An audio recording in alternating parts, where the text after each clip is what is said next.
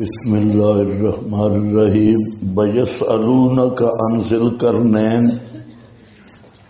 جواب شب و راب ذوالقرنین کے بارے میں کہ ذوالقرنین یہ بادشاہ تھا جس نے مشرق و مغرب کے سفر کیے اور فتوحات حاصل کی۔ تو اس سے معلوم ہوتا ہے کہ ذوالقرنین میں بھی مافوق البشر طاقتیں حاصل تھی۔ جواب دیا کہ وہ مشرق میں بھی عاجز آیا، مغرب میں بھی عاجز آیا، اور جو عاجز آئے اسے تسلط غیبی حاصل نہیں ہوتا۔ اور نمبر 2 یہ کہ یسألونک عن ذی القرنین، یہود کو ذوالقرنین کے بارے میں دلچسپی بھی تھی، یہ بارہا سوال کرتے اور اس پہ فخر کرتے۔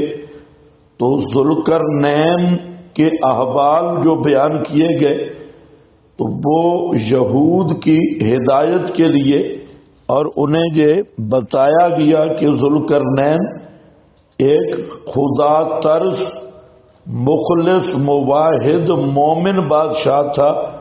تو اس سلسلہ میں کچھ احوال ذوالقرنین کے جس کی متعدد حکمتیں ہیں۔ وَيَسْأَلُونَكَ عَنْ ذِي الْقَرْنَيْنِ، سوال کرتے ہیں تجھ سے ذوالقرنین کے متعلق۔ یہ کون تھا، کب تھا، کہاں تھا؟ قرآن میں بھی نہیں، حدیث میں بھی نہیں، البتہ تورات اور کتب سابقہ میں اس کے کچھ احوال ہیں کہ یہ ذوالقرنین اور اس کے سفر نامے۔ لیکن قرآن ہدایت کا نصاب ہے تو اس میں قصہ گوئی نہیں ہے، مقصد کی باتیں ہیں اور اسی کو مد نظر رکھا گیا۔ وَيَسْأَلُونَكَ عَنْ ذِي الْقَرْنَيْنِ، اور سوال کرتے ہیں تجھ سے ذوالقرنین کے بارے میں۔ ذوالقرنین کو ذوالقرنین کہا کیوں جاتا ہے، اس میں بھی بہت گپ شپ ہے۔ بعض کہتے ہیں کہ اس کے سر پہ 2 سونے کے سینگ تھے اور وہ سینگ جو تھے اس سے لیٹیں نکلتی تھی۔ آگے پھر بچوں والی لمبی کہانیاں ہیں۔ بعض کہتے ہیں کہ ذوالقرنین اس نے مسئلہ بیان کیا تو قوم نے اسے ایک سائیڈ پہ مارا اور یہ 100 سال تک مر گیا۔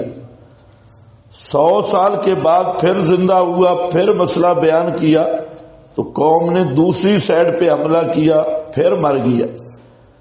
تو پھر 100 سال کے بعد زندہ ہوا، تو اس لحاظ سے اس کو کہتے ہیں ذوالقرنین۔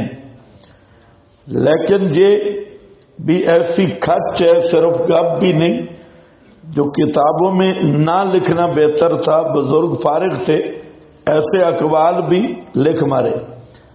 اصل بات یہ ہے کہ ذوالقرنین کا لفظ اندر سے سمجھ آ رہا ہے کہ قرنین سے مراد ہے مشرق و مغرب۔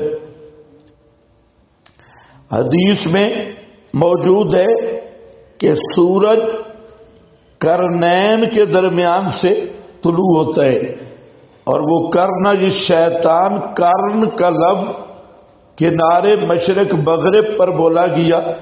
تو ذوالقرنین کو ذوالقرنین اس لیے کہتے ہیں کہ یہ دونوں کناروں کا فاتح ہے، مشرق کا بھی اور مغرب کا بھی، اور یہی اصل وجہ ہے اس کو ذوالقرنین کہنے کی۔ قل سأتلو علیکم، منہ ذکرا، یہ جو سارے واقعات ہیں نا، اصحاب الکہف، حضرت موسیٰ اور حضرت خضر کا سمندری سفر، اور پھر ذوالقرنین، آگے یاجوج ماجوج، تو یہ پوری ترتیب اپنی مناسبت واضح کر رہی ہے کہ اس صورت کے مطالب کا گہرائی کے ساتھ تعلق ہے خروج دجال کے ساتھ، اور ہدایات ہیں اسی کے متعلق۔ تو سوال کرتے ہیں تجھ سے ذوالقرنین کے بارے میں، فرما دیجئے سأتلو، ابھی پڑھوں گا میں اوپر تمہارے من ہو اس سے ذکرہ، اس کے کچھ حالات۔ انا مکننا، وہ ایسے جلیل القدر بادشاہ تھے کہ ہم نے انہیں ٹھکانہ دیا زمین میں، بآتیناہو، حکومت دی ان کو ملک میں، بآتیناہو، اور ہم نے دیا ان کو من کل شیء، ہر ضروری سامان، من کل شیء، ہر چیز سے، سبب، ضروری ساز و سامان، جس سے اپنے بادشاہی ارادے کو پورا کر سکے۔ تو من کل شے میں فضل و رحمان بھی نہیں تھا، نورانی بھی نہیں تھا، یہ من کل جو ہے یہ عرفی ہے، اس وقت کے زمانے کی ضرورت۔ یہ کدھر گیا چبل؟ یار تو اس سے بڑا چبل ہے۔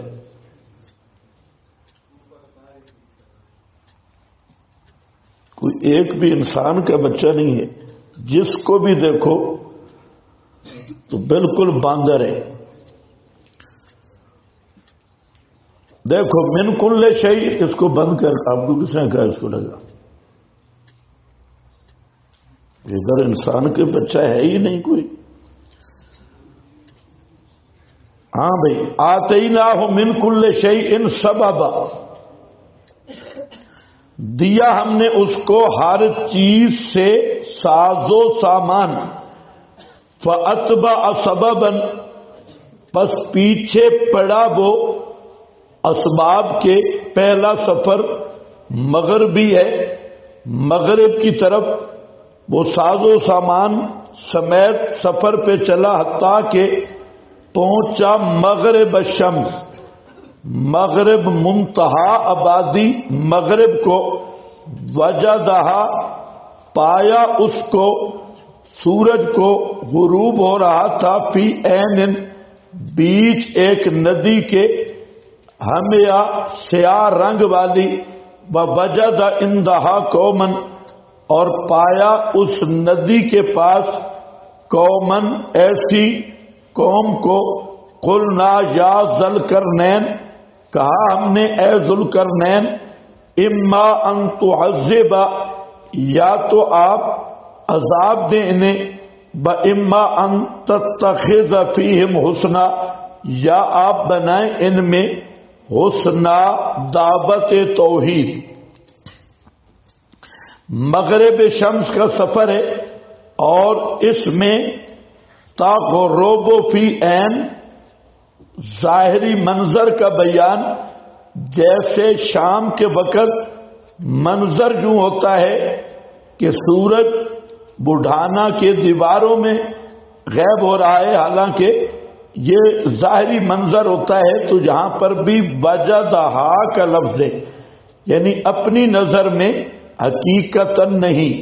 تو وہاں بحر اسود تھا، تو بحر اسود کی طرف اس کا سفر تھا، تو وہاں ایسے لگتا تھا فی عین حامئۃ وجد عندہا، وہ سیاہ رنگ والی مٹی، یہ جو آج معروف ہے بحر اسود، یہی معلوم ہوتا ہے کہ اس کے قریب پہنچے تو وہاں پائی قوم۔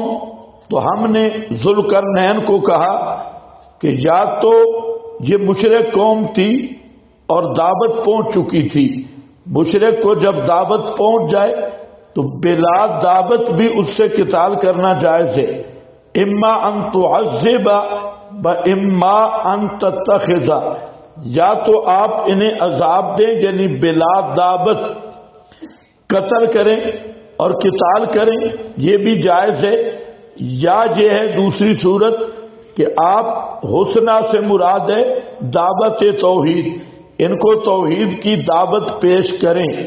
قال اما من ظلم، فرمایا کہ اما بہرحال وہ آدمی جو ظلم کرے گا، فسوف نعذبہ، پس ان قریب ہم عذاب دیں گے اس کو، ثم یردو، پھر لوٹایا جائے گا طرف اپنے رب کے، پس عذاب دے گا اس کو عذاب نکرا، بہت گندا۔ اما من آمن، بہرحال جو ایمان لایا بعد از دعوت کے، وعمل صالحا، اور کام کیے بھلے، فلہ جزاء، پس واسطے اس کے جزا ہوگی الحسنہ، بہت خوبصورت یعنی جنت، بسنقول، اور یہ حالت اخرویہ ہے فلاح الجزا کی کہ آخرت میں جنت، اور ان قریب کہیں گے ہم اس کو من امرنا، اپنے امر سے، یسرا، آسانی، اپنے برتاؤ میں نرمی اور آسانی، ثم اتبع سببا، پھر پیچھے پڑا ساز و سامان کے، بارادہ فتوحات مشرق۔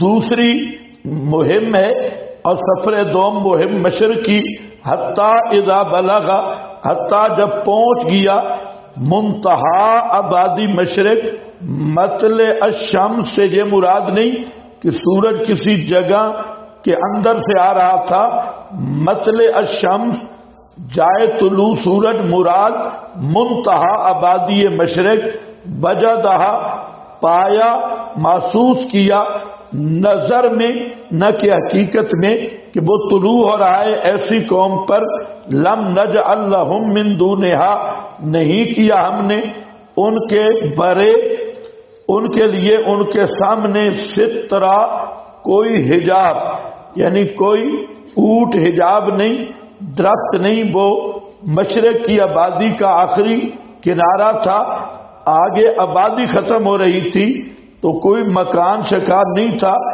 جنگل میدان تھا، تو کوئی ان کو چھپانے کی آڑ نہیں تھی۔ کذالک، اسی طرح یہ قصہ ہوا، جملہ تاکیدیہ ہے، وقد احطنا بما لدے، اور اس کی وجہ علت کہ ہم نے گھیر رکھا ہے ساز و سامان اور قوت جو اس کے پاس تھی، خبرا، از روئے خبر کے، ہمیں معلوم ہے کہ اس کے پاس کیا تھا، ثم، پھر بعد از فتوحات مشرق اور مغرب، اتبع سببا، پیچھے پڑا، یہ تیسرا سفر ہے، پیچھے پڑا سمت شمال، حتیٰ اذا بلغ، حتیٰ کہ جب پہنچ گیا دو پہاڑوں کے درمیان، بین السدین، وجد من دونہما قوما، پایا ان دونوں کے برے ایک قوم کو کہ نہیں تھا قریب کہ سمجھ سکتے بات کو، قالوا یا ذوالقرنین، یہ جو سفر ہے اتبع سببا، اکثر محققین یہ کہتے ہیں کہ یہ شمالی جانب سفر تھا، مشرق اور مغرب کے کنارے تو حتماً ہے، یہ سفر محققین کے نزدیک یہ شمال کی سائڈ کا سفر تھا، تو اس میں قالوا یا ذوالقرنین، کہا انہوں نے بذریعہ ترجمان، اے ذوالقرنین، بے شک یاجوج و ماجوج، یاجوج اور ماجوج مفسدون فی الارض، یہ کبھی کبھی آ کر فساد مچاتے ہیں، ڈاکے ڈالتے ہیں زمین میں، فہل نجعل، پس کیا بنائیں ہم آپ کے لیے خرجا، یعنی ہم آپ کے لیے چندہ اکٹھا کر دیں، الا ان، اس شرط پر کہ تو کر دے ہمارے درمیان اور ان کے درمیان سدن دیوار، آپ ہمارے ان کے درمیان دیوار بنا دیں. کالا ما، فرمایا وہ ساز و سامان مکنی جو اللہ نے مجھے عطا کیا، حکومت دی اس میں میرے رب نے، بہتر ہے. فَأَعِينُونِي بِقُوَّةٍ، پس تم اعانت کرو میری محنت کے ساتھ. اجعل بینکم، میں کر دوں تمہارے درمیان اور ان کے درمیان ردمن دیوار، مضبوط رکاوٹ. آتونی، یہ آئینونی کی تفسیر ہے کہ لے آؤ میرے پاس زبور الحدید، یہ تختے لوہے کے، حتی اذا صابا، حتیٰ کہ جب وہ برابر ہو جائیں، بین الصدفین، درمیان دونوں پہاڑوں کے دو کناروں کے. قال انفخوا، تو کہا کہ اس میں پھونکو، حتی اذا، حتیٰ کہ جب ہو جائے وہ انگارے کی طرح، نارن کن نارے، لال انگارہ یعنی لال انگارے کی طرح. قال، فرمایا لاؤ میرے پاس، افرغ علیہ، پلٹ دوں میں اوپر اس کے، قطرا، تانبا پگھلا ہوا. پس نئی طاقت رکھیں گے وہ اس پر چڑھنے کی، اور نئی طاقت رکھے تھے وہ اس کو سوراخ لگانے کی. نقبہ. قال ھذا رحمت من ربی، کہا یہ دیوار کی تیاری یہ رحمت ہے میرے رب کی طرف سے. پس جب آئے گا وعد میرے رب کا، کر دے گا اس کو دکا ریزہ ریزہ، اور ہے وعدہ میرے رب کا حق کا بالکل پختہ اور پکا. بترکنا بعضہم یومئذ، اور چھوڑیں گے ہم بعض ان کو اس دن، یموجو، داخل ہو رہے ہوں گے بعض میں، بنفخ فی الصور، اور پھونکا مارا جائے گا سور میں. اور فجمعناہم، پس جمع کریں گے ہم ان کو، جمع کرنا، اور پیش کریں گے ہم جہنم کو، یومئذ، اس دن، واسطے کافروں کے پیش کرنا. الذین کانت، وہ جو تھی آنکھیں ان کی، فی غطاء، بیچ پردے کے، ان ذکری، میری توحید سے، وکانوا لا یستطیعون سمعا، اور نہیں تھے وہ نہیں طاقت رکھتے سننے کی. تو یہاں پر ذوالقرنین کے ضمن میں واقعہ بیان ہوا یاجوج ماجوج کا، اس کا سفر بیان ہوا. تو اب یہ یاجوج ماجوج کون ہے، اور یہ سد ذوالقرنین کہاں ہے؟ تو اس کے بارے میں اصل اور حتمی بات کسی روایت میں نہیں. دیواریں دنیا میں بہت ہیں، کون سی ذوالقرنین کی دیوار ہے؟ یہ زیادہ تر مشہور یہ درہ دانیال، جہاں پر سلطنت عثمانیہ کا آخر ہے اور یورپ شروع ہو رہا ہے، تو وہاں درہ دانیال کی دیوار کو اکثر جدید مورخین نے یہی وہ دیوار قرار دی ہے. اور یاجوج اور ماجوج، ان کے بارے میں جتنی روایتیں ہیں، تو یہاں چلو چند باتیں سمجھے. وہ ہے اشراط الساعہ، قیامت کی علامات. اہل سنت اس بات پر متفق ہیں کہ علامات قیامت کا جو علم حتمی ہے، یہ یار نہیں ٹھیک، یہ نئے نئے تیرے تجربے ہیں، آج سبق کے بعد مجھے آپ ملے.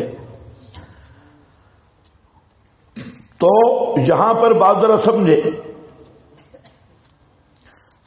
کہ ایک ہے وقوع قیامت، قیامت کب قائم ہوگی، اس پر 17 آیات اور حدیث متواتر قائم ہے، خصوصاً حدیث جبریل جو متواتر ہے، اور یہ اس بات پر قطعی دلالت ہے کہ قیامت کب آئے گی اس کا علم اللہ کے سوا کسی کو بھی نہیں، نہ ذاتن نہ عطان نہ تفویضاً، اور لم یتل علیہ ملکن مقربن بلا نبی مرسلا، اللہ نے اطلاع دی ہی نہیں۔ نمبر 2، دوسرا یہ کہ قیامت کی کچھ علامات نشانیاں ہیں جس کو علامات الساعت بھی کہا جاتا ہے، اشراط الساعت بھی کہا جاتا ہے، تو ان میں معتزلہ اور خوارج قدیم اور آج کل منکرین حدیث ابو الخیر ازدی ملتانی اور اس طرح کے جتنے بھی غامدی جدید فتنے ہیں، تو یہ عنایت اللہ مشرقی اور اس طرح کے سارے گمراہ یہ علامات قیامت کے منکر ہیں، یہ کہتے ہیں کہ کوئی قیامت کی علامت شلامت نہیں۔ دلیل یہ پیش کرتے ہیں کہ وہ سورہ محمد میں آ چکا ہے کہ قد جاء اشراطھا، کہ قیامت کی علامتیں پوری ہو چکی ہیں، اب اس کے بعد قیامت کی کوئی علامات نہیں۔ تو بنیاد اس پہ قائم کی۔ اہل سنت کے ہاں علامات قیامت کچھ وہ ہیں جو منصوص قطعی ہیں، اور کچھ وہ ہیں جو معروف مشہور ہیں، کچھ وہ ہیں جو اخبار احاد سے ثابت ہیں۔ بہرحال پھر علامات قیامت 3 قسم پہ ہیں، ایک علامات بعیدہ ہیں، ایک علامات متوسطہ ہیں، ایک علامات قریبہ ہیں۔ علامات بعیدہ میں نبی کریم علیہ السلام کے باعث اور نبوت، آپ نے فرمایا آنا والساعۃ کہاتین، ہاتین یہ دونوں انگلیاں ملا کے ہاتین، اس طرح پھر آپ کی وفات، پھر صحابہ کے فتن، اور اس طرح کی یہ علامات قریبہ ہیں جو خیر القرون کے ارد گرد علامات پوری ہوئی، وہ علامات قریبہ ہیں۔ خیر القرون کے بعد ہمارے اس دور تک یہ علامات متوسط ہیں، اور ہم علامات متوسطہ کے آخر دور میں ہیں۔ اب علامات قریبہ شروع ہونے والی ہے۔ علامات قریبہ میں خروج دجال ہے، نزول عیسیٰ ہے، اور ملحمۃ الکبریٰ ہے۔ تو یہ بالکل جو قیامت کے قریب کے حالات ہیں۔ تو آپ کس دور میں ہیں؟ علامات متوسطہ کا اینڈ اور علامات قریبہ کی ابتدا۔ اب بات یہ ہے کہ آپ نے جتنی علامتیں بھی بیان کی ہیں جو ہم سے پہلے جس دور کی تھی، وہ سب علامتیں پوری ہو گئی ہیں۔ علامات بعیدہ متوسطہ ساری پیشین گوئی۔ اگر آپ علامات قیامت پڑھیں، بازار میں چلیں، مولویوں کو دیکھیں اور رائبنڈیوں کو دیکھیں، سبز پگڑی والوں کو دیکھیں، فرقوں کو دیکھیں، تو ساری وہ علامات پوری ہو چکی ہے۔ اب اسی کی دوسری تقسیم ہے علامات صغرا اور علامات کبریٰ۔ تو علامات صغرا قریبہ متوسط، بعیدہ متوسطہ، یہ علامات صغرا ہیں، اور اب کیا ہیں علامات کبریٰ، نزول عیسیٰ، یاجوج ماجوج، دابت الارض وغیرہ وغیرہ۔ تو بہرحال اب دنیا کے آپ اینڈ پہ موجود ہیں، اس کے بعد علامات کبریٰ ظاہر بالکل ہونے والی ہیں، متوسطہ ختم۔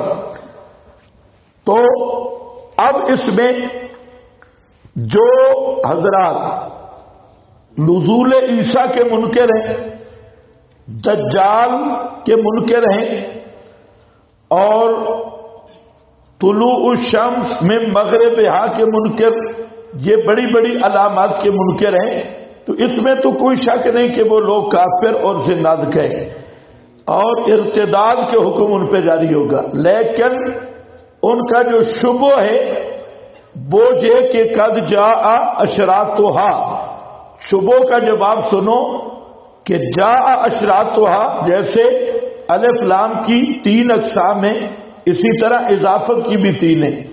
یہاں اشراطھا کی اضافت استغراق کی ہے یا عہد کی ہے؟ اگر وہ کہیں کہ یہ استغراق کی ہے کہ ساری علامتیں آ چکی ہیں، تو چند منصوص علامتیں قرآن کی جو مسلمہ بین الفریقین، ان میں یاجوج ماجوج اور دابت الارض، تو یہ ابھی نہیں آیا، یہ ابھی آئے گا اخرجنا لہم، ہم نکالیں گے۔ تو اب ان 2 منصوص قطعی نشانیوں کو ہوتے ہوئے اشراط کی اضافت استغراق کی بن نہیں سکتی، تو وہ عہد کی ہوگی۔ تو بعض نشانیاں آ چکی ہیں، اور بعض خود قرآن بیان کر رہا ہے، اور بعض احادیث بیان کر رہی ہے۔ تو اجمالی طور پر قیامت کی جو نشانیاں قطعیات سے ثابت ہیں، ان پہ ایمان لانا واجب اور ضروری ہے، اور جو ظنیات سے ثابت ہیں تو ان کا اجمالاً تصور اور امید رکھنا یہ بھی واجب اور ضروری ہے۔ جہاں تک نزول عیسیٰ اور خروج دجال کی بات ہے تو یہ قطعی امر ہے۔ دعوت الارض کا نکلنا خروج ہے، یہ بھی قطعی امر ہے۔ اسی طرح یاجوج ماجوج کا تسلط اور تغلب، یہ بھی قطعی امر ہے۔ تو ان چیزوں پر ایمان رکھنا ضروری ہے۔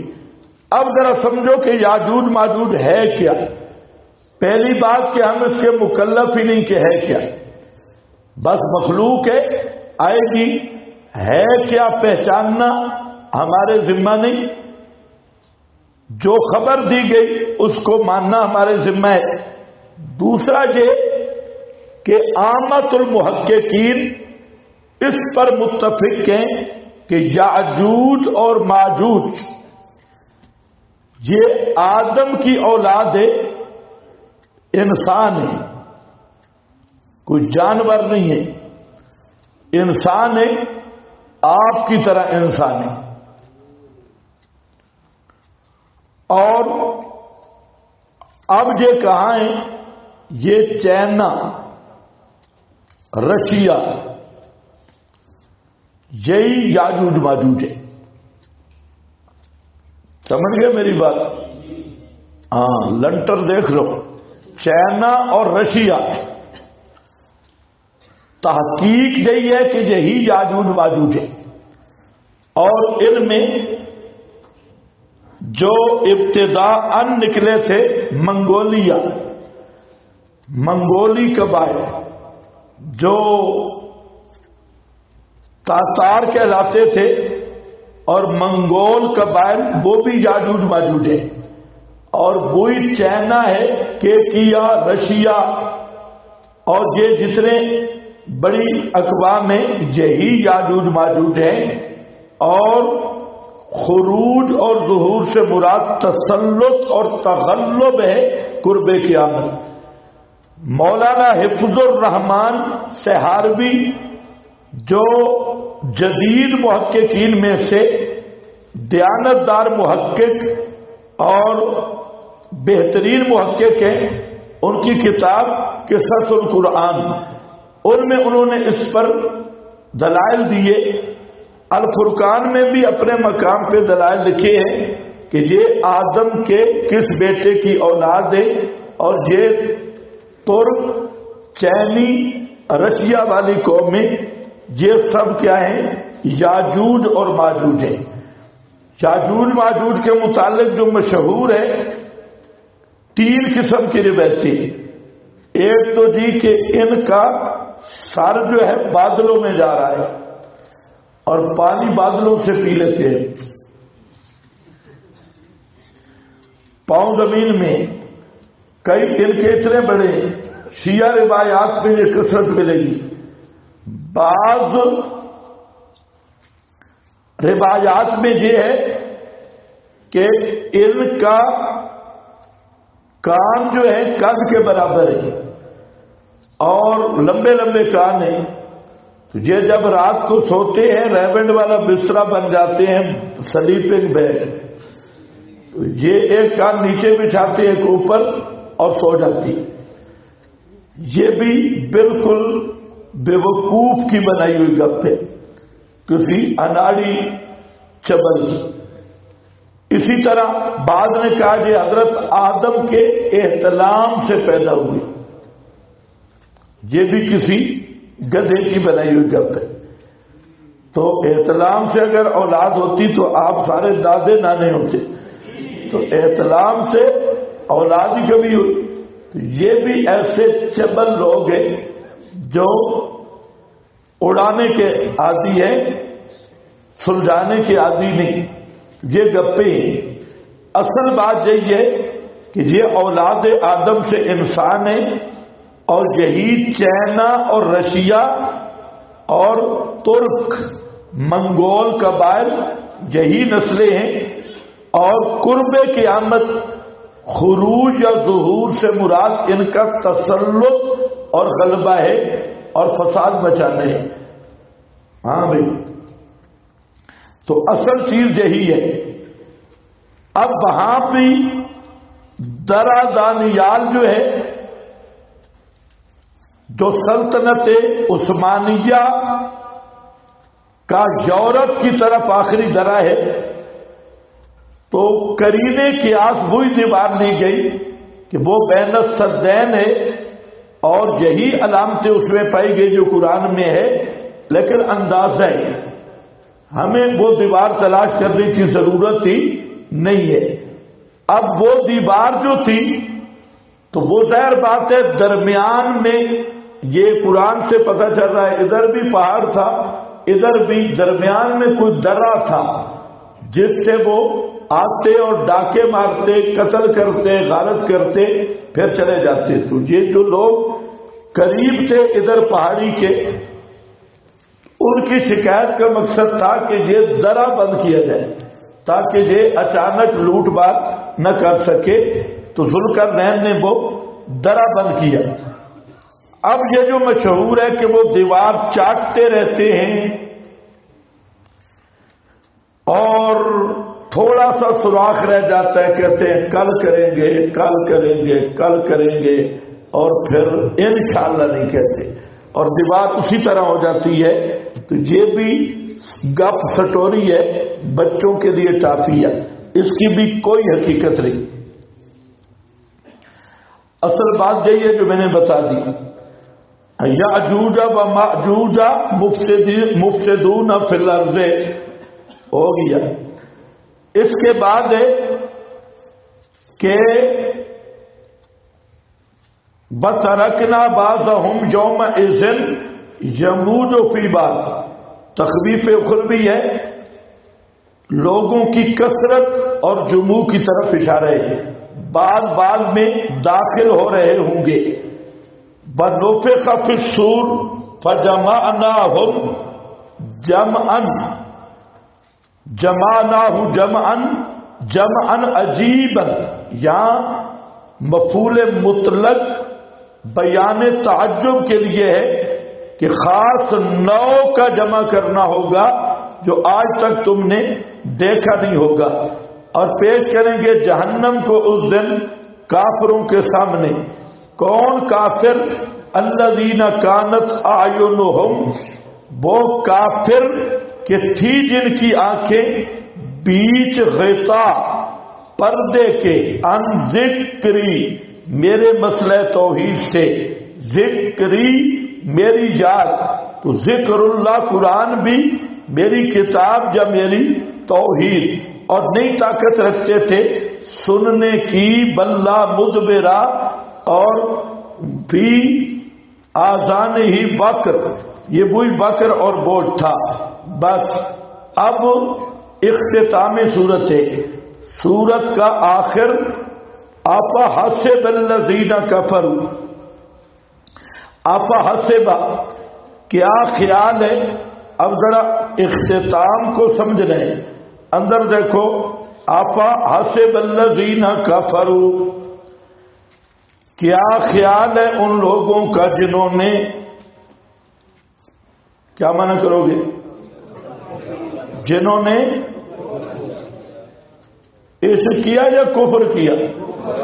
افحسب الذین کفروا، کیا خیال ہے ان لوگوں کا جنہوں نے کفر کیا، ان یتخذوا عبادی، کیا کفر کیا؟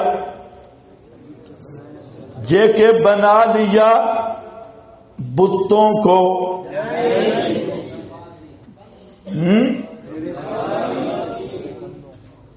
ان یتخذوا عبادی، یہ کہ بنا لیا پتھروں کو، کس کو؟ ہاں ملا بن رہے ہو، بڑے ہو کے بے شک بے ایمان بنو، لیکن جہاں مسئلہ سمجھو کیا ہے؟ عبادی کا معنی کیا کرو گے؟ بت، پتھر سونے چاندی کے، آٹے کے بنے ہوئے بت، یہ پہلے شیعہ بریلوی بت بت کرتے تھے، اب یہ للڑ بیبیاں بھی کہنے لگی بت بت، ہاں للڑ برادری بت بت بت بت، یہ بت نہیں، یہ متفرع ہے، پہلے جواب شبو بالذات، دوسرا جواب بالتبع، پہلے ذوالقرنین کی بات بھی آ گئی، اصحاب کہف کی بات بھی آ گئی، حضرت خضر کی بات بھی آ گئی، اب قرآن رلا کے فتویٰ لگا رہا ہے، سارے شبہات کو دور کرنے کے بعد اب فرمایا کیا خیال ہے ان لوگوں کا جو کافر ہیں، فتویٰ شروع میں الذین کفروا، جنہوں نے کفر کیا، ان تفسیر یہ ہے کیا کفر تھا؟ کفر کی تفسیر ان یتخذوا عبادی من دونی اولیاء، یہ کہ بنا لیا انہوں نے میرے مقرب بندوں کو میرے سوا الہ، بت کی پوجا کرنا شرک ہے صرف، یا نبی کی پوجا کرنا بھی شرک ہے؟ اس بات کو سمجھو، کفر یہ ہے کہ انہوں نے میرے بندوں کو، نیچے لکھا ہے ملائکتی بعیسیٰ بعزیر، انبیاء فرشتے سب کو اولیاء مددگار کارساز، آگے پھر فتویٰ ہے انا اعتدنا لہم جہنم، نہیں انا اعتدنا جہنم، بے شک ہم نے تیار کر رکھا ہے جہنم کو، کس کے لیے؟ پھر فتویٰ ہوئے للکافرین، کون کافر؟ ان یتخذوا، ہاں میرے مقربین کو اولیاء کارساز متصرف سبھی ما فوق الاسباب علیم بصیر، سمجھنے والے، یہ ان یتخذ، یہ ہیں کافرین، انا اعتدنا، بے شک ہم نے تیار کر رکھا ہے جہنم کو للکافرین نزلا، واسطے کافروں کے مہمانی ناشتہ، یہ تحکم ہے۔ آگے پھر دیکھنا ہے، قل فرما دیجئے، قل هل ننبئکم بالاخسرین اعمالا، فرما دیجئے کیا خبر دوں تمہیں سب سے نقصان اٹھانے والے اگر ہوئے اعمال کے، یعنی بالکل جن کے اعمال تباہ ہو گئے، تباہ برباد ہو گئے۔ حل ننبئکم، ان اعمال سے مراد اعمال حسن ہیں، حج، نمازیں، زکاتیں، نیک اعمال ضائع ہو گئے۔ الذین ضل سعیہم، وہ لوگ، یہ بیان اکثرین ہے، گم ہو گئی سعیہم، محنتیں ان کی دنیا کی زندگی میں، اور وہ خیال کرتے رہے انہم یحسنون صنعا، وہ خیال کرتے رہے کہ وہ کر رہے ہیں حسنا، سونے کام کر رہے ہیں، بہترین کام کر رہے ہیں۔ اولئک الذین کفروا، پھر فتویٰ، اولئک الذین کفروا، وہی لوگ ہیں جنہوں نے کفر کیا بآیات ربہم، اپنے رب کی آیات کے ساتھ اور اس کی ملاقات کے ساتھ، فحبطت، پاس بالکل چٹ ہو گئے، حبطت، برباد ہو گئے اعمال ان کے، فلا نقیم، پس نہیں قائم کریں گے ہم واسطے ان کے یوم القیامہ، قیامت کے دن، وزنا، کوئی وزن، ذالکا، پس یہی ہے جزا ان کی جہنم۔ پھر آیا فتویٰ بما کفروا، چوتھا فتویٰ آ رہا ہے اس رکوع میں، چوتھا بما کفروا، بوجہ ان کے کفر کے، واتخذوا آیاتی، اور بنایا انہوں نے میری آیات اور میرے رسولوں کو حضوا، مذاق۔ ان الذین، بشارت ہے بے شک وہ لوگ جو مسئلہ مان گئے، عملوا الصالحات، مسئلہ کے وفادار رہے، کانت لہم، نتیجہ ہوگا واسطے ان کے، جنات الفردوس، باغ سائے والے، نزلا، بطور مہمانی کے، خالدینہ، ہمیشہ رہنے والے ان باغات میں، نہیں نکلیں گے ان سے، ہے والا۔ قل لو کانا، فرما دیجیے اگر ہوں سمندر، مدادن سیائی، لکلمات ربی، میرے رب کے کلمات کے لیے، البتہ ختم ہو جائے گا سمندر پہلے اس سے کہ ختم ہوں، کلمات ربی، کلمات میرے رب کے، بلو جئنا، اگر لے آئیں ہم، بے مثل ہی، اتنے اور مددا، اور مددا سے آئی۔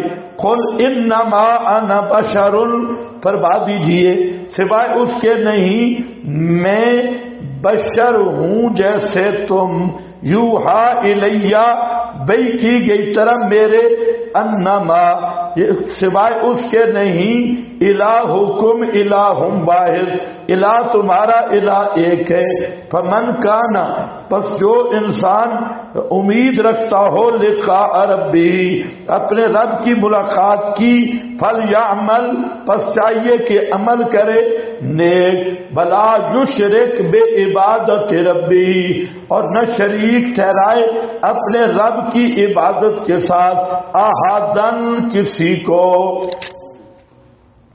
یہاں چند مسائل دیکھیں۔ پہلا مسئلہ کہ افحسب الذین کفروا ان یتخذوا عبادی، مشرکین کا یہ کہنا معبود دون معبود کی تقسیم یہ باطل ہے، اور مسئلہ وہی ہے کہ جیسے بت کے ساتھ جو معاملہ کرنا شرک ہے، وہی معاملہ نبی کے ساتھ کرنا بھی شرک ہے۔ یہ کوئی تفریق نہیں کہ بتوں کی پکار شرک ہو اور نبیوں ولیوں کی پکار محبت ہو. لوگ اسی دھوکے میں پڑے ہیں اور یہی دھوکہ دیتے ہیں کہ مکہ والے مشرک اس لیے تھے کہ وہ تو بتوں کو پکارتے اور ہم تو اللہ کے پیاروں کو پکارتے. تو اس میں 3 جھوٹ ہے. پہلا جھوٹ تو یہ ہے کہ پہلے مشرک بھی نبیوں کو پکارتے تھے، ولیوں کو پکارتے تھے. یہ کہنا کہ وہ پتھروں کو پکارتے یہ جھوٹ ہے. وہ جو بت ہوتے وہ بمنزل قبلہ کے ہوتے، لیکن اصل مقصود کیا ہوتے؟ بولو اصل کیا ہوتے؟ وہ ارواح، وہ بزرگ جن کی شکلیں اور تصویریں بنائی گئی. جیسے یہاں اصل مقصود ہوتا ہے سنگ مرمر والا بابا جو نیچے پڑا ہے، تو یہ اوپر تو سنگ مرمر لگے تیرے لگی ہیں، لیکن مقصود جو اندر بابا پڑا ہے نا وہ ہوتا ہے سنگ مرمر نہیں. یہی وہ مشرک بھی کرتے تھے. ایک دوسرا اس میں یہ دھوکہ اور جھوٹ بولتے ہیں کہ جناب وہ جو تھے نا وہ بزرگوں کی عبادت کرتے تھے، ہم عبادت نہیں کرتے، ہم تعظیم کرتے. عبادت کا معنی اگر ذہن میں ہو تو تمہارا باپ بھی کہے نا ہم عبادت نہیں کرتے، تم کرتے عبادت ہو. تو اگر تم اس موبائل کا نام ہیلی کاپٹر رکھ لو تو نام ہی بدلے گا، یہ ہیلی کاپٹر نہیں بنے گا. اور نام کے تبدیلی سے صوفی صاحب نام بدلتا ہے، حقیقت نہیں بدلتی. صوفی کو آج کے پورے سبق میں یہ بات سمجھ آ گئی. ہاں تو نام جو ہے وہ بدلے گا. تو شرک ادب کہو جو، لیکن حقیقت تو وہی شرک والی ہے. تیسرا جھوٹ یہ بولتے کہ دھوکہ یہ دیتے ہیں کہ جناب بتوں کی پوجا وہ تو شرک ہے، لیکن نبیوں کی پوجا شرک، یہ بھی جھوٹ ہے. جھوٹ کو بیان تو میں اور کرنے لگا تھا، خیر بارہ. یتخذوا عبادی من دونی اولیاء، عباد اللہ من دون اللہ ہیں یا نہیں؟ یہ بھی ایک مسئلہ چلتا رہا بریلویوں کے ساتھ. عمر رشوی نے پورا باب قائم کیا من دون اللہ اور ہیں، عباد اللہ اور ہیں، بقیاس حنفیت. لیکن یہ مسئلہ ختم ہو گیا تھا. بریلوی جو سمجھدار تھے وہ مان گئے یار کہ من دون اللہ کا لفظ عام. سمجھدار بریلوی مان گئے، لیکن للن جب آئے تو انہوں نے پھر ریورس گیئر لائے. آج کل یہ بھی مسئلہ مستقل ہے من دون اللہ کا. اس پر وہ کتاب مستقل موجود ہے، اس کو دیکھ لو. ننبئکم بالاخسرین اعمالا الذین ضل سعیہم فی الحیات الدنیا کہ 2 معنی ہیں اور دونوں مرادیں. ایک معنی یہ ہے کہ ان کی ساری محنتیں دنیا کی زندگی میں گم ہو گئی. ان کی زندگی کا مقصود ہی دنیا کا مال و متاع اور مادہ پرستی ہے. جیسے پوری صورت میں اس مضمون کو بطور خاص کے لیا گیا ہے کہ ان کا آخرت کی فکر ہی نہیں. تو یہ وہ دجالی تہذیب ہے، دجالی نظام ہے جس کا عنوان ظاہر پرستی اور مادہ پرستی ہے. ان کا مقصد ہی دنیا کا معنی مادہ اور ظاہر کا حصول ہے، اس کے اوپر ان کا کوئی مقصد نہیں. تو آج یہ اکثر لوگ دنیا میں ایسے ہیں، صبح اٹھیں گے اور تین دن تک جاگیں گے دنیا کی خاطر.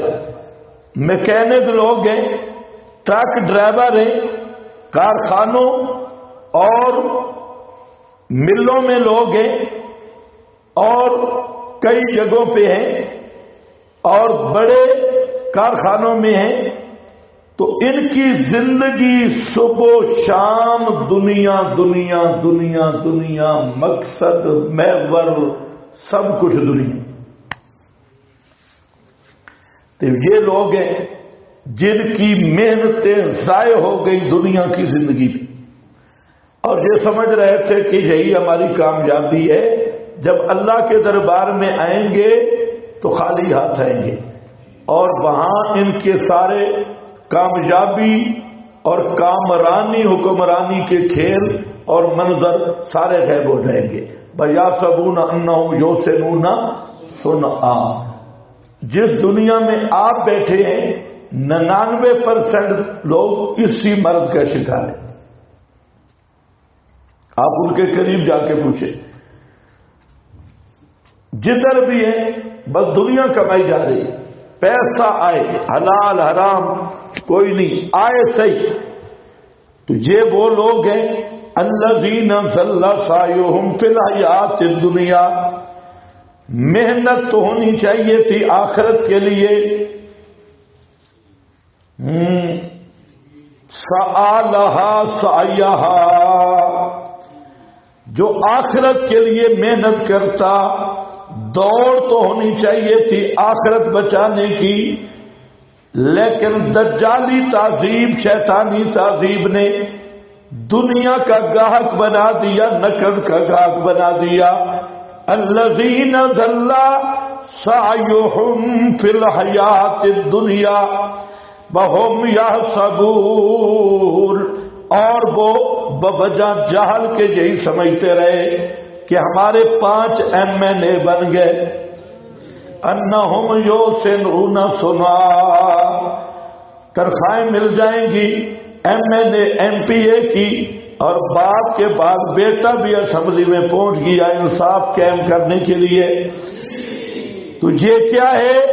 یحسبون انہم یحسنون صنعا.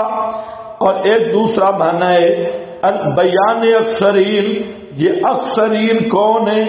یہ وہی ہیں ضل سعیہم، ان کے محنتیں برباد ہو گئی، نیک اعمال برباد ہو گئے دنیا کی زندگی میں. بہم، اور وہ سمجھتے رہے کہ یہ بدعت حسنہ ہیں. یحسبون انہم یحسنون، وہ خیال کرتے رہے کہ یہ کیا ہے؟ اچھا سونا کام ہے بھائی، سونا صنعا اچھے کام ہے. اور اسی نیچے لکھا ہے کہ یہ یہود نصارہ کے ساتھ بدعتیوں کو بھی شامل ہے. تو یہ آیت بنیاد ہے الرد علی البدعۃ الحسنہ. بولو الرد علی البدعۃ الحسنہ. یہ جو شیطان کا آخری چکمہ ہے وہ کہتا ہے بدعت سونی بھی ہوں گی، سونے دے نام دیاں بدعتاں ساریاں سونیاں. تو بدعت حسنہ اس پر سب سے زیادہ زور ہوتا ہے. تو یہاں کیا فرمایا؟ ہم یحسبون انہم یحسنون صنعا. کوئی کام بھی ہے نا اس کو خوبصورت سمجھ کے کیا جاتا ہے، اس کو سنوار کے کیا جاتا ہے. تو بدعت حسنہ یہ سمجھا ہوا ہے حسنہ، ورنہ کل بدعت ضلالہ یہ موجبہ کلیہ. اور اگر بعض البدع لیس بضلالہ یہ سالبہ جزیہ، تو یہ پیغمبر کے موجبہ کلیہ کی نکیر پیش کرنے والا خود لعنتی ہو سکتا ہے. نبی کے فرمان کا جو موجبہ کلیہ ہے کل بدعت ضلالہ، اس کے باپ بھی اس کا سالبہ جزیہ مقابل میں نہیں پیش کر سکتا کہ بعض البدع لیس بضلالہ. ہاں بھائی، تو اس لیے یہاں پر لکھا ہے آپ کے پاس صوفیوں کے لیے کہ المراد بے قول علی، علی کے قول انہم اہل الاحباء الذین خالفوا اہل السنہ. یہ اہل بدعت ہیں جنہوں نے اہل سنت کی مخالفت کی. فدخل فیہم الروافض والمعتزلہ وسائر اہل الاہواء قلت والظاہر ان المراد بہم الکفار. تو کفار بھی فرد ہے اور اہل بدعت بھی اس کا فرد ہے. اسی طرح قال علی بن ابی طالب، حضرت علی فرماتے ہیں ان سے مراد کون ہے؟ حروریہ. حضرت علی کا واسطہ حروریہ سے پڑا تھا. یہ حروریہ ان سمجھو کہ اس وقت ریبن کی ابتدا ہو رہی تھی، یہ ابتدائی مراحل میں تھے. اسی طرح گھنی داڑھی والا اور اونچے ماتھے والا، اور وہ جو اس نے شلوار بھی ادھر رکھی ہوئی تھی موٹی پنڈلی پہ، اور اوپر کپڑا چادر کے، وہاں بخاری میں دیکھ لینا. تو یہ بے ایمان کھڑا ہو گیا تھا جیرانہ پہ، اور اس نے کہا جب غنیمتیں تقسیم ہو رہی تھی نا، اس نے کہا اعدل یا محمد. اور دوسرے سے کہا کہ یہ جو نبی نے تقسیم کیا نا کوئی انصاف نہیں لگتا، یہ انصاف والی نہیں. حضرت عمر نے اجازت بھی مانگی، خالد بن ولید نے بھی کہا کہ میں تھوڑے صوفی کی مالش کروں. ہاں تو وہ کیا تھا؟ محلوق الراس تھا، پوری نشانیاں تھی. تو آپ نے فرمایا نہیں، چھوڑو، جانے دو بے ایمان کو. اس کی نسل سے جو آنے والے ہیں نا،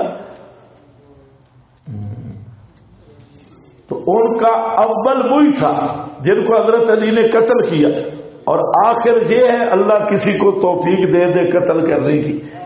تو یہ اللہ جانے کون خوش قسمت ہے جو آخر کو قتل کرے گا. تو اول وہی تھا. ہم الحروریہ، اس کا معنی ان حاضل آیا تشمل الحروریہ کما تشمل الجہود والنصارى بغیرهم لا ان نزلت في هؤلاء على الخصوص بلا هؤلاء بل هي اعم من هذا. تو یہ آیت شامل ہے حروریہ کو بھی اور رروڑیہ کو بھی اور ریبنڈیہ کو بھی، سب کو شامل ہے. فرمایا الذین ضل سعیہم فی الحیات الدنیا، اے بیچارہ چلے سال اندرون بیرون لگا کے خوش ہے کہ جنت خرید لی ہے. ہم یحسبون انہم یحسنون صنعا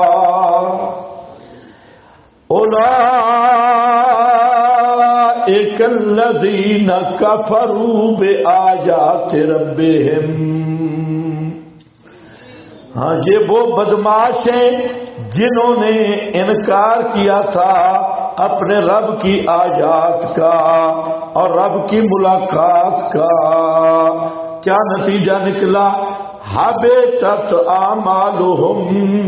حبط عمل کا مطلب ثواب نہیں ہوگا. حبط عمل کا مطلب کیا ہے؟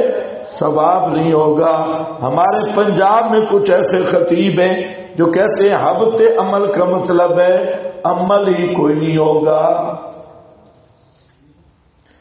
حالانکہ حبط عمل کا مطلب ہے ثواب نہیں ہوگا، عمل نہیں. اگر مشرک کسی کو پھیر مارے لگ جاتا ہے کہ نہیں لگ جاتا؟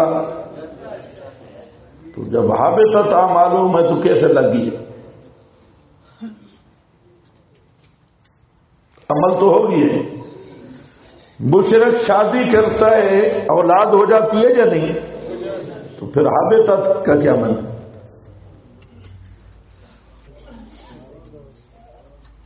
کچھ نہ کچھ عمل تو ہوگی ہے، تو برباد حبطت کیا معنی؟ اس لیے عقل سے بات کرو. یہ خطیب عجیب ڈنگور اسلام ہے. حبطت کا معنی ثواب برباد ہوگی، ثواب نہیں ملے گا.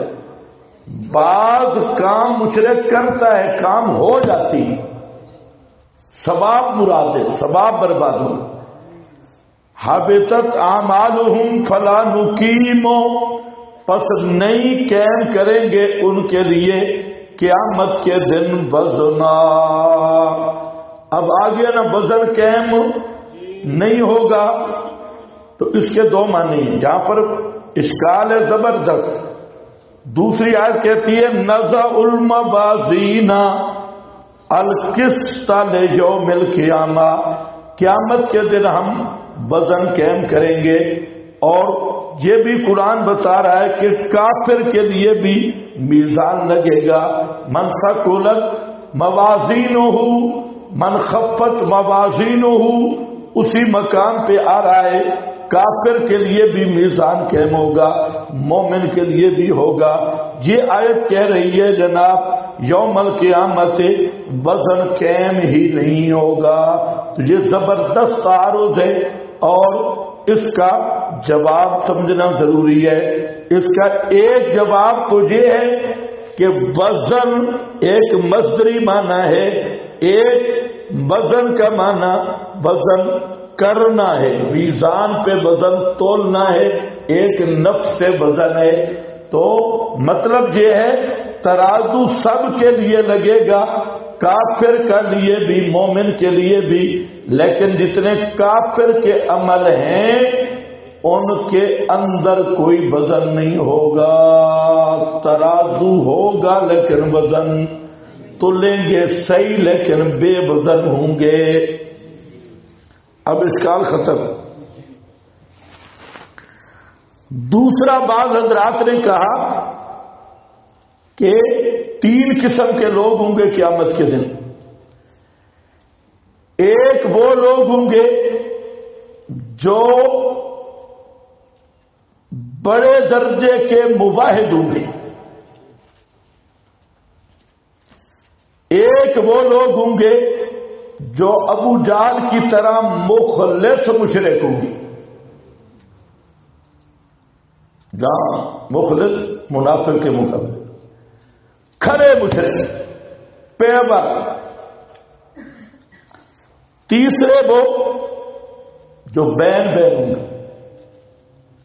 تو ترازو بین کریں گے. اور جو ایمان میں سب سے اونچے درجے کے ہوں گے وہ بھی بغیر حساب کتاب تول شول کے جنت میں جائیں گے. اور جو کٹر مشرک ہوں گے وہ بھی باروں بار جہنم میں جائیں گے بائی پاس سے. اور درمیان والوں کا حساب ہوگا. سمجھ گئے یا نہیں؟ بولو، جان تو نہیں چھوٹنے لگی؟ ہاں نہیں بولو گے تو سبق تو پورا ہو کے رہے گا، زیادہ وقت لگ جائے گا اور تو کوئی نہیں. ہاں بھائی یہ 3 قسم کے. تو اس طرح حل کیا گیا لیکن یہ حل کوئی مزیدار نہیں ہے. حساب اور ہے وزن اور ہے، یہ دونوں الگ الگ چیزیں. بعض لوگوں کا حساب نہیں ہوگا. 70,000 آدمی بغیر حساب کتاب کے جائے گا. یہ بات آپ کر کے اندر چلے گئے. صحابہ نے تکرار شروع کیا، کون ہوں گے 70,000؟ لا حساب لہم، کوئی حساب نہیں ہوگا. آپ واپس آئے، پوچھا کیا کر رہے ہو؟ جی ہم بات کر رہے ہیں وہ کون 70,000 ہوگا اس امت کا خوش نصیب جس سے کوئی حساب کتاب نہیں، پورے پروٹوکول اور عزت سے جا رہا ہے. اس کا حاصل یہ نکلا، فرمایا الذین لا یتداوون لا یسترکون ولا یتداوون یتوکلون علی ربہم. وہ توحید میں اتنے کامل ہوں گے، اتنے اعلی درجے پہ ہوں گے اور اتنے مضبوط ہوں گے توکل علی الرب میں کہ جائز رخصتوں کو بھی چھوڑ دیں گے اور جائز اسباب کو بھی چھوڑ دیں گے. بیمار ہو جائیں گے دوائی تک نہیں لیتے ہوں گے، اتنا بڑا اعتماد ہوگا.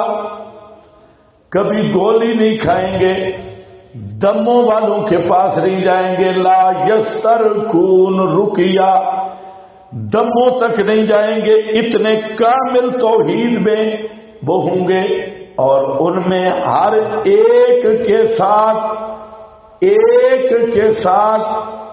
70 ہزار آدمی اور ہوگا۔ کیلکولیٹر پہ نکال لینا، 70 یہ 70,000 ہے، اور ایک آدمی کے ساتھ 70,000، 70 ضرب 70,000، اور یہ 70 بھی کس کے لیے؟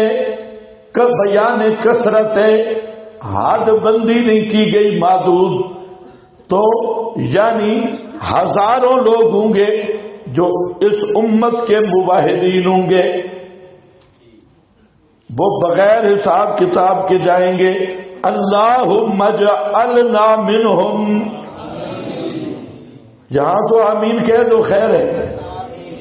ہاں بھئی جزا ہو گیا تو یہ دوسرا ہے، فلا نقیم لہم یوم القیامت وزنا، قیامت کے دن وزن نہیں قائم کریں گے۔ وزن نہ قائم کرنے کے دونوں معنی آگے یا نہیں؟ ذالک جو اوپر مذکور ہے ان کی جزا یعنی جہنم، جزاؤہم مبدل منہ ہے اور جہنم بدل ہے، جزا ان کی یعنی جہنم۔ کیوں؟ بے بما کفروا، دو چیزیں بتائی گئی، ایک تو اوپر چیز سبب بتایا اتخاذ العباد اولیاء من دون اللہ، اس وجہ سے کافر، دوسرا کافر کفر بتایا کفروا بآیات ربہم، جیسے انبیاء اولیاء کو ما فوق الاسباب سمیع بصیر سمجھنا، ولی کا ساتھ سمجھنا، یہ شرک ہے، کفر ہے، اور آدمی کو دائرہ اسلام سے خارج کر دیتا ہے۔ دوسری چیز کفر بآیات اللہ، اس سے بھی آدمی کافر ہو جاتا ہے۔ تیسری چیز کتاب اللہ، شعائر دین کے ساتھ مذاق ہے، قرآن کے ساتھ استہزاء، اس سے بھی آدمی کافر ہو جاتا ہے۔ پیغمبر کی سنت کے ساتھ مذاق، استہزاء، اس سے بھی آدمی کافر ہو جاتا ہے۔ اللہ کے ساتھ مذاق اور استہزاء، اس سے بھی آدمی کافر ہو جاتا ہے۔ تو وَاتَّخَذُوا آیَاتِی وَرُسُلِی ہُزُوًا، اس لیے علماء نے لکھا ہے کہ یہ جو آپ مناظرہ کرتے ہیں، ایک بریلوی بن جاتا ہے ایک دیوبندی، تو وہاں جب آپ جوش میں آتے ہیں نا تو کفر کو اپنی طرف منسوخ کرتے ہیں، تو اس طرح خطرہ یہ بھی ہے کہ کافر ہو جائے۔ تو مناظرے میں جو جوش آپ کی شرح قائد میں لکھا ہے اور کتابوں میں کہ ایک طالب علم مصنوعی سٹیج پہ بیٹھے اور باقی اس کے ارد گرد استفتاء کے لیے آئے ہیں اور تکیے چکیے سے لڑ رہے ہیں، تو یہ سارے کافر ہیں، کفروا جمیعا، شریعت کے ساتھ مذاق کی ہے۔ تو اس لیے جو مناظرہ کرنے والے ہو نا تو کفر کی نسبت اپنی طرف رکھو، ہاں وہاں جو باطل فرقے کی طرف سے بولو تو اپنے ذمہ کفر نہ لو، بلکہ کفر ان کی طرف کے بریلوی یوں کہتی ہے، اس کا جواب دے بریلوی، اور اگر اپنی طرف سے کہو گے تو خود اپنے ذمہ دار ہوگے۔ وَاتَّخَذُوا آیَاتِی وَرُسُلِی ہُزُوًا،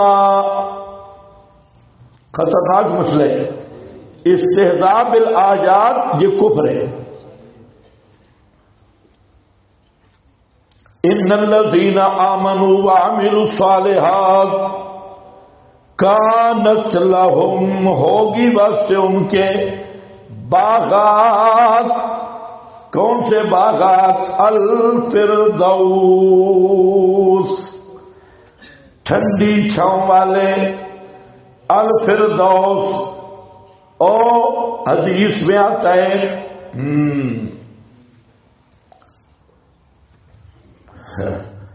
وزن اعمال پہ حدیثیں لکھی ہے آپ کے پاس، یہ بخاری 7423 نمبر حدیث،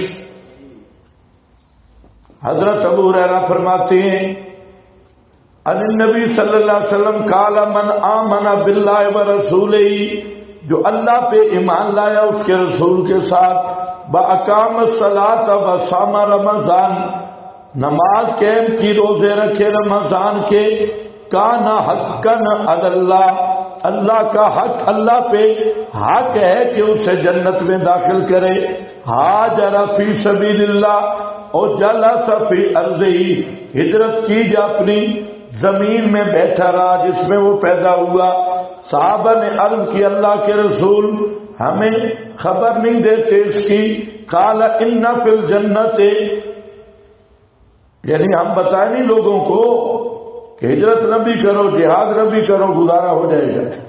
فرمایا نہیں، اس لیے کہ جنت میں جو ایک مکان شروع ہوتا ہے نا اس کے 100 درجے ہیں۔ کتنی منزلیں ہیں؟ 100 منزلیں، 100 منزلیں مکان ہے جنت کے، اونچے اونچے، اور وہ تیار کس کے؟ اعدہ اللہ للمجاہدین فی سبیلہ،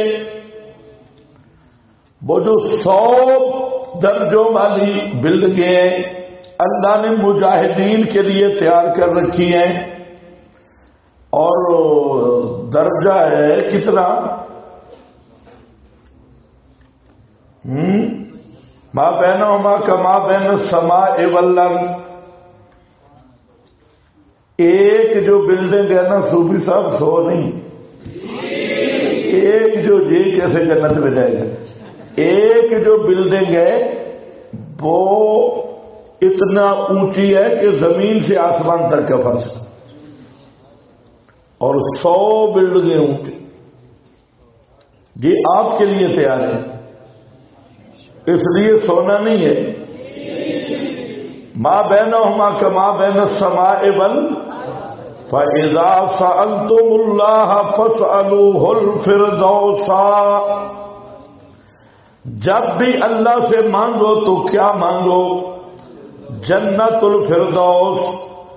جنت الفردوس کیا ہے؟ فَإِنَّهُ أَوْسَطُ الْجَنَّةِ أَعْلَى الْجَنَّةِ وَفَوْقَهُ عَرْشُ الرَّحْمَنِ، یہ سب سے بہترین جنت ہے، سب سے جنت کی اوپر والی بلڈنگ ہے، اور یہی جنت کے جتنے چشمے ہیں اسی سے نکل رہے ہیں، جتنی نہریں ہیں اسی سے جاری ہو رہی ہیں۔ ہاں خیال کرو، یہ جنت الفردوس زمین میں ہے یا آسمانوں میں؟ او بھائی ہاں، للڑ برادری شک میں ہے، وہ کہتے ہیں ادھر آئی ہوئی ہے جنت الفردوس، ادھر زمین میں آئی ہوئی ہے۔ یہ وہ ہے ساری جنتوں سے اوپر جنت۔ اور دوسرا وزن کی بات ہو رہی تھی، چلو حدیث سے ایک دو دیکھ لو۔ حضرت ابو ہریرہ کی ہے کہ قیامت کے دن ایک موٹا آدمی آئے گا، العظیم السمین، تیر اشرفی لگ رہا ہے، موٹا بھینسا ہوگا، صحیح سنڈا، مولوی ہو سکتا ہے بھائی۔ العظیم السمین یوم القیامہ لا یزن عند اللہ جناح بعوضہ، اللہ کے ہاں اس کا وزن مچھر کے پر جتنا بھی نہیں ہوگا۔ اور فرمایا پڑھو، کیا پڑھو؟ اقرؤوا فلا نقیم لہم یوم القیامت وزنا۔ شاباش، کیوں ادھر لکھا ہوئے؟ ہاں شاباش، اس کا وزن تو ہو رہا ہے، وزن ترازو میزان قائم ہے، لیکن اندر شے کوئی نہیں، اندر سارا پول پلا لے، یہ بوسی معنی کی تائید ہے۔ شاباش، ایک بندہ صحیح مسلمان بیٹھا ہوا ہے لیکن اللہ جانے۔ ان ابی ہریرہ ان النبی صلی اللہ علیہ وسلم من آمن باللہ برسول، نہیں آگے دوسری کیا ہے؟ یعطا بالرجل الاقول الشروب العظیم، نواز شریف لگ رہا ہے؟ ہاں بھائی، ایک آدمی لایا جائے گا جو بہت زیادہ کھانے والا ہوگا، اکول پورا پاکستان کھائیے، بہت زیادہ کھانے والا ہوگا، جاوت ریبن میں ملیں گے جو کھانے کے اسپیشلسٹ ٹریننگ یافتہ، اتنی موٹی گردن ہوتی ہے، کبھی ادھر دیکھو بلا کے ملتے ہیں۔ یہ کیوں؟ اللہ کے خوف کی وجہ سے، آخرت کی فکر۔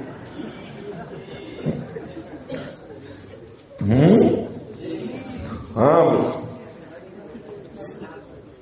بس ایک دو، اس میں کتنا ٹائم لگایا آپ نے؟ تھوڑا لگایا، ہاں سال لگاتا تو اس طرح کمزور نہ ہوتا۔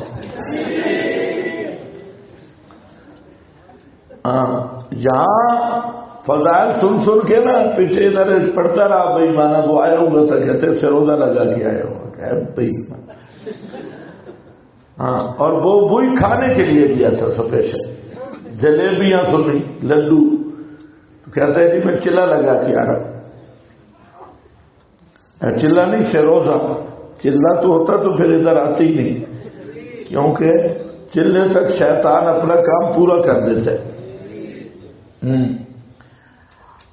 دیکھو لقائہی فحبطت عام ہو گیا، تو یہ کون ہے؟ الاکول الشروب العظیم فیوزن بحبۃ، وہ تولا جائے گا ایک دانے کے ساتھ، وزن نہیں ہوگا۔ فلا نقیم لہم، سمجھ گئے نا کیوں آئی حدیث کو جو میں نے پہلا معنی کیا، اسی معنی کی تائید میں نے یاد لکھا ہے۔ ویسے اشرف علی یہ اشرفی جا فضل الرحمان جا نواز شریف کی بات ضمناً آئی ہے، اصل مقصد وہ تھا وزن والی۔ آگے چلو، یہ جو لو کان البحر مدادا لکلمات ربی، ان کلمات سے مراد کیا ہے؟ ان کلمات سے مراد ہے صفات ربی۔ کیا ہے؟ صفات ربی، یہی معنی متعین ہے شؤون ربی۔ اگر سمندر کٹھے ہوں، لو کان البحر، یہ تمثیل ہے تفہیم کے لیے۔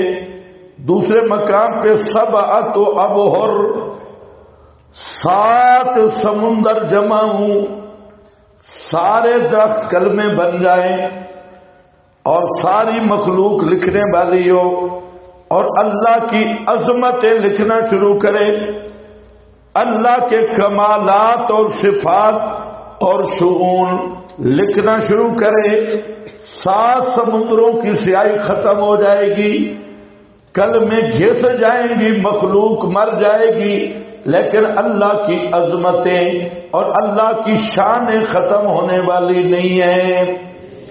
اور اس کا مطلب یہ ہے کہ اللہ کی صفات لا متناہی ہیں، اللہ کی عظمتیں لا متناہی ہیں، اللہ کی شانیں لا متناہی ہیں، 7 سمندر بھی متناہی ہیں، مخلوق بھی متناہی ہے اور یہ کلمے بھی متناہی ہیں، لیکن اللہ کی عظمتیں ان کے کوئی حد نہیں، بننا نہیں، اور یہ صرف اللہ کی شان ہے، اللہ کی عظمت ہے جس کا بننا نہیں۔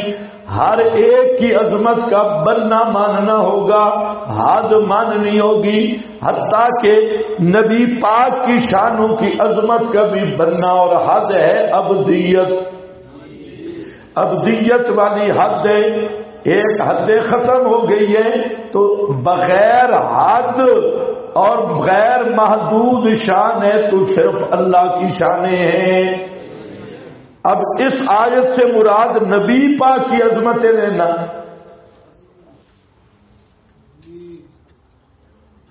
کیا بولو، کیا کہو گے؟ کیا ہے؟ تعریف تو ہے ہی ہے نا، جو اللہ رسول کو گڑبڑ کر دے اس سے بڑا مشرک کون ہے؟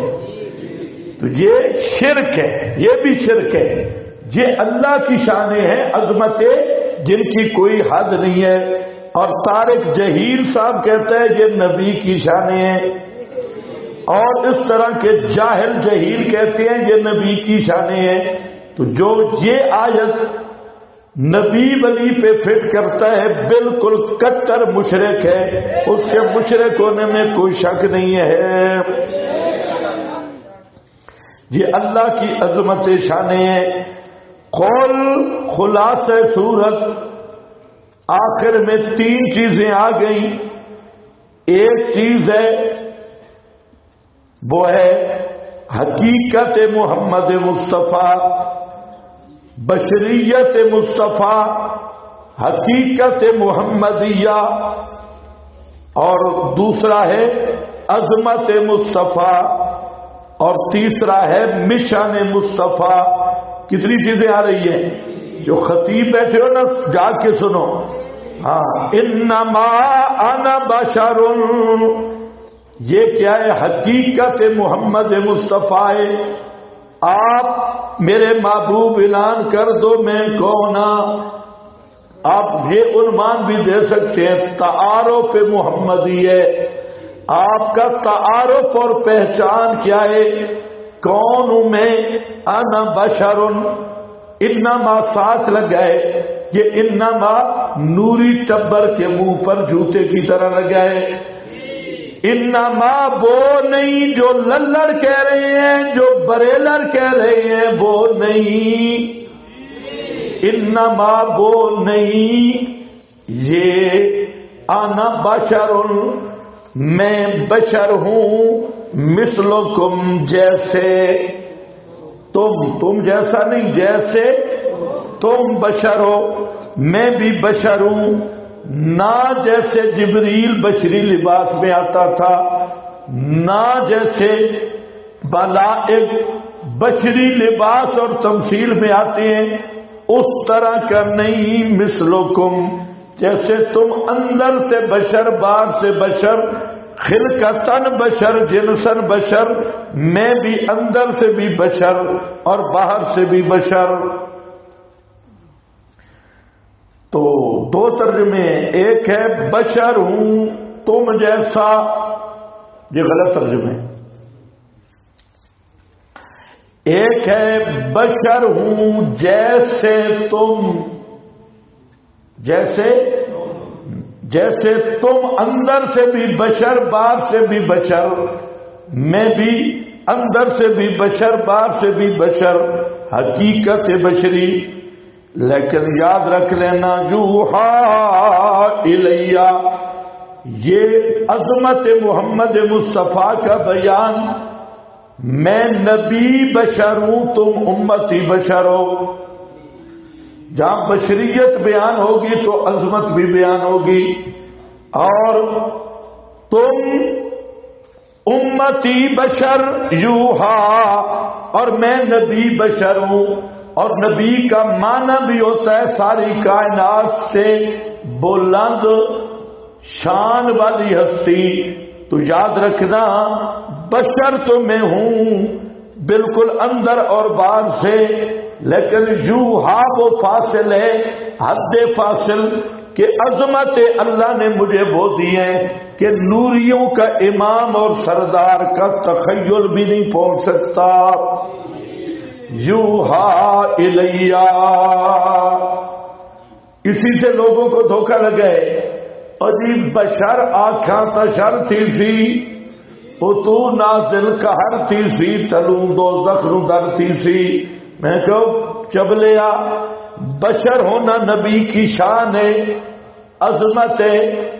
نبی کریم علیہ السلام کا حسن و جمال اتنا ہے کہ صحابہ بیان نہیں کر سکتے، اتنا آخر پہ کہہ کے لفظوں کو سمجھتے ہیں۔ لم ارا شیئا احسن من،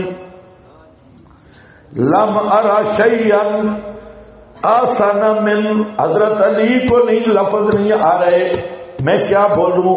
کہتے بس اتنی بات ہے، لم ارا شیئا احسن من قبلہ ولا بعدا، ایسی سونی چیز میں نے نہ پہلے کبھی دیکھی نہ بعد میں۔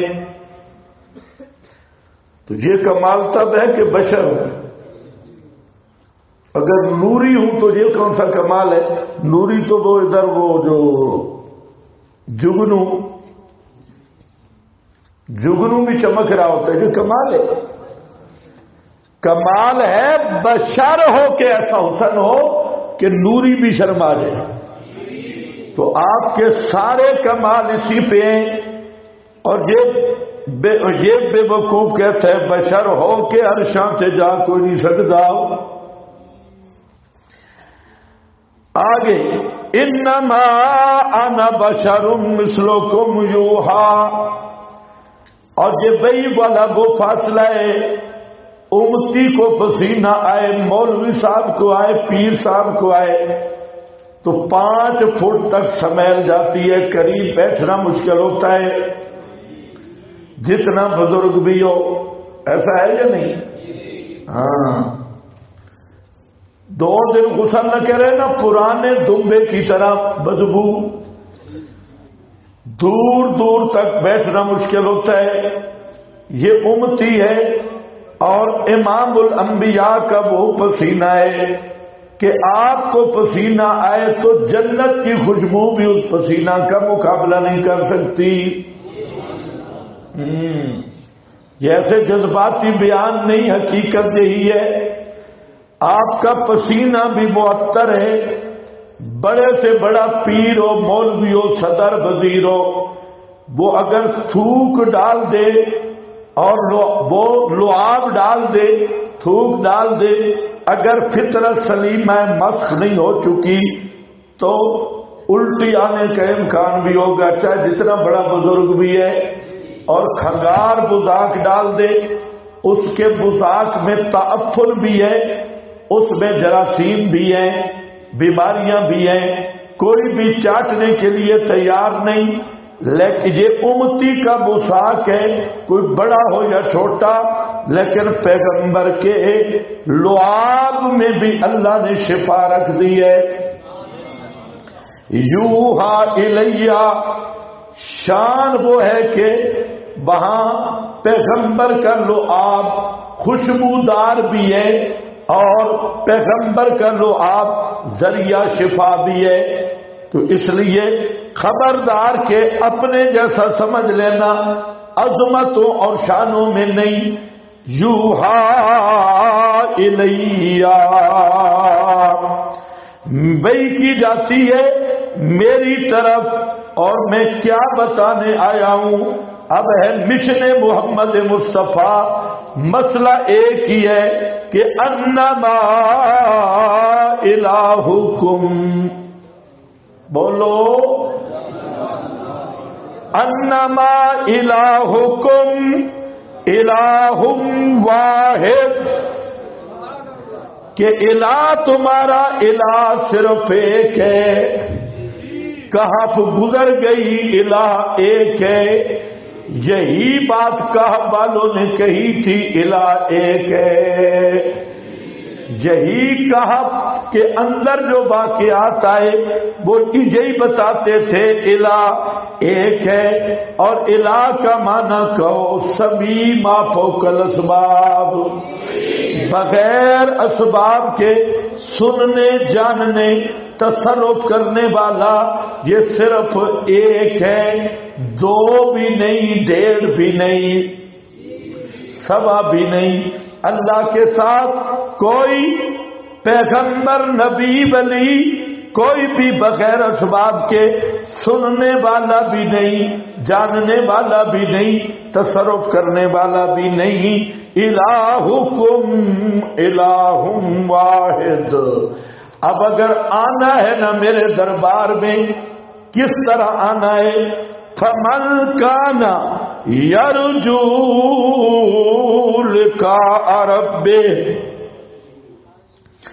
پس جو آدمی امیدیں رکھتا ہو اپنے رب کی ملاقات کی، 2 چیزوں پر غور کر لے. فَلْيَعْمَلْ عَمَلًا صَالِحًا، ایک تو عمل کرے نیک، لیکن نیک عمل تو ہو جائیں گے برباد. نیک عملوں کو بچانے والی چیز وَلَا يُشْرِكْ بے عبادت ربہ احدا۔ یہ ہے مشن محمد مصطفیٰ، اور اس میں کیا آیا کہ الہ تمہارا الہ ایک ہے۔ بعض نے لا یشرک سے ریاکاری لی ہے، لینے کی ضرورت نہیں۔ سیاق اور سباق کو دیکھو، وہ ویسے بھی ساتھ ہے۔ شرک خفی وہ الگ بات ہے، یا اندر دیکھو کہ میری طرف وہی کیا آئی ہے کہ الہ تمہارا الہ ایک ہے۔ یہ تو جب یہ ہے نا تو فلا یشرک بے عبادت ربہ احدا، سیاق یہی بتا رہا ہے کہ شرک جلی ہے، شرک خفی نہیں۔ بعض اقوال موجود ہے شرک خفی، حاشیے پہ بھی ہے، لیکن الہکم الہ واحد۔ بعض بزرگوں نے کہہ دیا کہ چونکہ الہکم الہ میں توحید آ گئی تو لا یشرک میں یہ ریاکاری نئی بات ہوئے، اور نہیں بھائی، الہکم الہ واحد ایک عنوان آیا ہے، اور لا یشرک بے عبادت ربہ میں دوسرا عنوان آیا ہے۔ الوہیت کے دو عنوان ہیں، پتہ نہیں تمہیں سمجھ بھی آ رہی ہے یا نہیں۔ ایک یہ ہے کہ الوہیت کی شانیں کیا ہیں، لیاقت کا معنی سمجھا تھا، اور ایک یہ ہے کہ الوہیت کے تقاضے کیا ہیں، الوہیت کے خواص کیا ہیں، اور الوہیت کے تقاضے کیا ہیں۔ الوہیت کے خواص اور عظمتیں تسلط غیبیہ ہے، اور تقاضے تمام انواع عبادات کا مختص ہونا ہے اس ذات کے ساتھ۔ تو جہاں الہکم الہ واحد میں پہلا عنوان ہے کہ بلا یشرک بے عبادت ربہ، یعنی پہلے یہ فرمایا کہ ما فوق الاسباب سننے جاننے تصرف کرنے والا صرف ایک ہے، اور اب یہ فرمایا لہذا اس کی پکار میں کسی کو شریک نہیں بنانا، اس کی نظر نیاز میں کسی کو شریک نہیں بنانا، اس کے سجدے میں کسی کو شریک نہیں بنانا۔ جب تسلط غیبی اس کا ہے تو یہ عقیدہ اسی کے ساتھ رکھ کے تعظیمیں کرنی ہے، یہ باب ٹھیکری شاہ کے متعلق نہیں رکھنا، اور اس کے نام کی نظر نیاز نہیں دینی۔ بلا یشرک بے عبادت ربہ احدا۔